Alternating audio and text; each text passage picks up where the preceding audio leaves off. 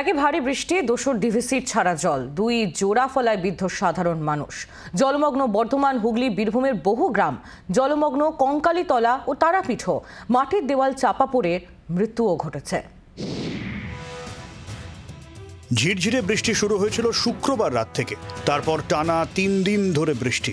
অন্যদিকে ডিভিসি, পাঞ্চে, তিলপাড়া সহ একাধিক জলাধার থেকে দফায় দফায় ছাড়া হয়েছে জল। সব মিলিয়ে মারাত্মক প্রভাব পড়েছে পূর্ব ও পশ্চিম বর্ধমান, হুগলি, হাওড়া, বীরভূম সহ দক্ষিণবঙ্গের একাধিক জেলায়। জলমগ্ন বহু গ্রাম, বিচ্ছিন্ন একাধিক এলাকার যোগাযোগ ব্যবস্থা। টানা বৃষ্টিতে বীরভূমের দুটি প্রধান নদী ময়ূরাক্ষী ও অজয়ের জল বিপদ সীমার উপরে। এছাড়াও জেলার ছোট নদীগুলির মধ্যে কোপাই, কুঁয়ে, ব্রাহ্মণীর জল বেড়ে যাওয়ায় বিপদ আরও বেড়েছে। জলের তোড়ে লাভপুরে ভেঙেছে কুঁয়ে নদীর বাঁধ। ওই এলাকার প্রায় 15টি গ্রাম জলমগ্ন। ইলামবাজারে মাটির দেওয়াল চাপা পড়ে মৃত্যু হয়েছে এক মহিলার। নানুরে আহত হয়েছেন 2 জন। এখন তো জল তো বাড়তেই আছে। এই তো ঘন্টায় মনে হচ্ছে যে হয়তো 1 ফুট বেড়ে গেছে। এরপরে যে কি হবে, বাঁধের আর তো মোটামুটি কোনোটি হয়তো 3 ফুট, কোনোটি 4 ফুট, কোনোটি 2 ফুট এই জায়গায় আছে। এরপরে এখন কি হবে কিছু বুঝতে পারছি না। ফুঁসছে দ্বারকা ও কোপাইও। দ্বারকার জল বেড়ে প্লাবিত তারাপীঠের শ্মশান, আবার কোপাইয়ের জলে ভাসছে সতীপীঠ কঙ্কালীতলা। টানা বৃষ্টির জেরে হুগলির পোলবায় হুড়মুড়িয়ে ভেঙে পড়েছে দোতলা বাড়ি।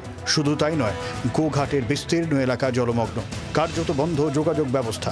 জলের তলায় রাজ্য সড়ক। দ্বারকেশ্বর নদীর বাঁধ ভেঙে বিপদ বেড়েছে খানাকুলের তালিত, শিমুলতলা এলাকায়।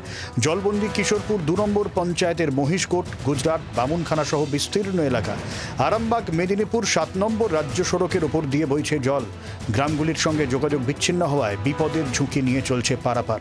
জলের তলায় কামারপুকুর, জয়রামবাটি ও কামারপুকুর গর্বে তার রাস্তাও। আমি রাত 1টা থেকে এখানে জামের মধ্যে জলের জন্য দাঁড়িয়ে আছি, বাড়ি ফিরতে পারছি না। বাড়ি তারাহাটে এখনো দাঁড়িয়ে আছে এই জায়গাতে। পারাপার কি করা যাচ্ছে?